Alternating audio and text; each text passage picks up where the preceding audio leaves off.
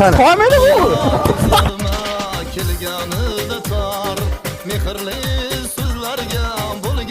Ko'rib turganingizday Batot bizlarda ko'tarib turibdi. Danamlik forma O'zbekistonda bir dona bu. Qalinligi 15 santi. 1000 odamgacha ko'taradi deyapti. Iyasi aytyapti. Bunday gurlanda yo'q qo'xir. Butun O'zbekistonda yo'q bu. Toza kelganmi bu? Toza kelgan bu. Xorazmga bir dona bo'lib keldi bu. O'rtoqlar eshitib qo'yinglar. Hozirgi kunda Navoiy elimda ish faoliyatini olib kelyapti. Yana bir 3 kundan so'ng Navoiy Dehqonga ko'chadi bu.